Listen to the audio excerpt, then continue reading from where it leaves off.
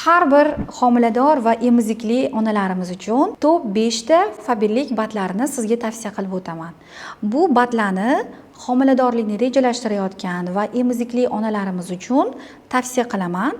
Ya'ni hammasini ham birdaniga ichish shart emas. Kerak bo'lsa va dozasi sizga to'g'ri kelsa, bu batlarimizni shifokor maslahati bilan ichishingiz kerak bo'ladi. Birinchisi omega 3. Ya'ni bu ko'p hollarda homiladorlik davrida va emiziklik davrida ichiladi. Bu bola miyasi va ko'z nurini yaxshilash uchun aynan sizga kerak bo'ladigan omega 3 vitamini hisoblanadi. Bu odatda ovqat bilan birga ichiladi batlarimiz. Ikkinchisi esa magniy.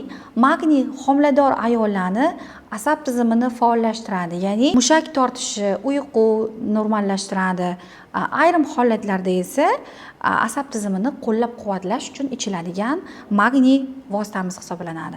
Magniyni ba'zan temir moddasi bilan birgalikda ichish tavsiya qilinmaydi. Uchinchi vitaminimiz esa vitamin D. Vitamin D ko'p holatlarda homilador ayollarimiz uchun kerak bo'ladi va emizikli ayollarimiz uchun ham juda ham muhim. Sababi aynan suyak va immun tizimini yaxshilab qo'llab-quvvatlab beradigan batimiz hisoblanadi. Vitamin D ni dozasi ham juda ham homilador va emizikli ayollarimiz uchun muhim hisoblanadi. To'rtinchisi esa vitamin C. Vitamin C temir so'rilishini yaxshilab beradi. Aynan siz temir moddasini iste'mol qilganingizda vitamin C bilan birgalikda iste'mol qilsangiz, sizni aynan qon ko'paytirib, ya'ni temir moddasini tanangizga yaxshi singdirib beradi. Beshinchisi temir moddasi hisoblanadi. Aynan gemoglobini past homilador ayollarimiz va onalarimiz uchun juda ham zo'r bat hisoblanadi. Shifokor tavsiyasi bilan qo'llaniladi.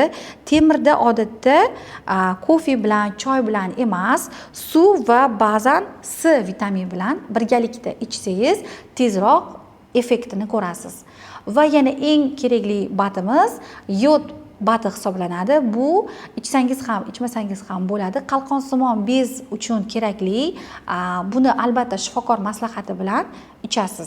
Bu bat vitaminlarini hammasini o'zim ham ichganman va ichib kelmoqdaman. Aynan mana shu Faberlik bat vitaminlari sizga kerak bo'lsa, mana shu raqamlar bilan bog'laning.